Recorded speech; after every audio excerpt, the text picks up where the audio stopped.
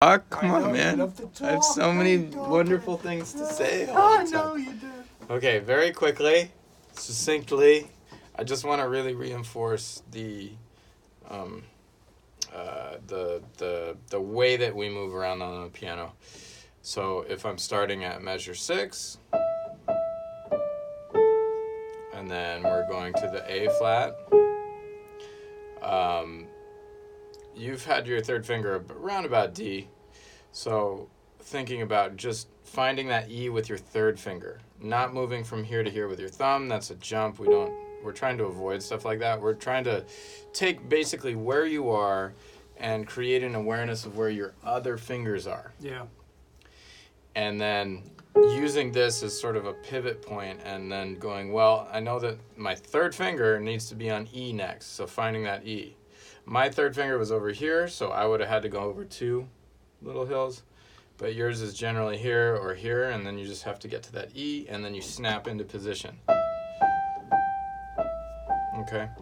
And I just want to say, when you're going down, this is great to see you go like this.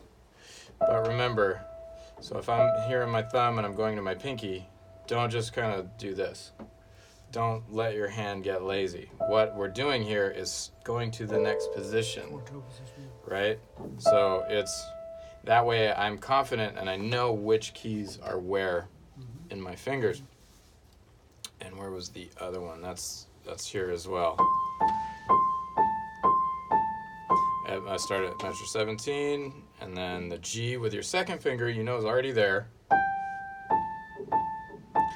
And the next note is D with my thumb, and rather than just kind of plunking it down and hoping that it's there, I'm going to think consciously that my thumb is on F, and I'm going to scoot over 1, 2, because you should be able to feel those by now, right? Yeah. And you can. So, starting at measure 17.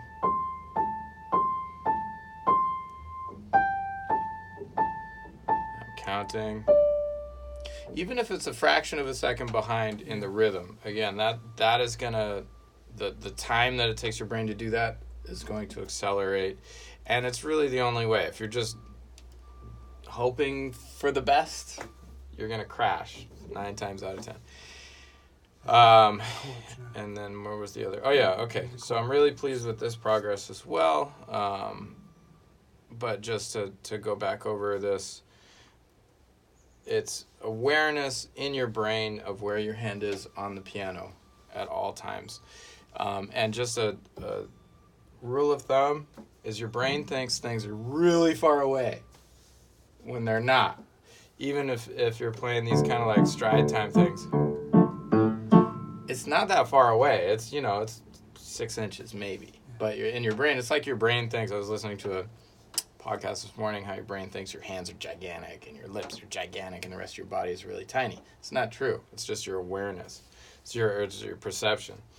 So if we're going from our E minor here, it really pays to well, first of all, look at your hand and just consciously work out every little motion, because there's 3 things that need to happen. The best thing is to get your third finger to this C sharp and use that as sort of your pivot point. Your pinky needs to move down 1 key, and your thumb replaces your second finger. And then your hand reverts back to this nice quartet position, right? So I'm going to do that again. We're here at E minor. Third finger is our pivot point. My pinky moves over 1, and my thumb replaces my second finger. And we're there. And again, it might seem slow, but it's really, that will become instantaneous, and there's no other way to really do it. Practice the reverse. If you're having trouble going one way, always practice the other way, because it's going to come up. I believe it comes up actually in this song somewhere. So going from A major back to E minor, think about it in reverse. Your pinky's just moving up 1. You're letting go of your third finger. Your second finger replaces the thumb, and your thumb goes 1, 2. Okay? Or thinking about it another way, your second finger replaces your thumb, moves over 2, and your pinky goes 1. And it's the ability to get this pretty much simultaneous. The main thing is look at how my thumb and my pinky really move together, because these two don't have to move that much, but my thumb and pinky, my pinky's going to move 1 and my thumb's going to move 2. That's a good thing to practice just by itself. Anyway, moving 2, moving 1. Moving 2, moving 1. And then you can see that they just sort of move in tandem. And then to add my second finger there, and my third finger just kind of hovers over the C sharp. My second finger.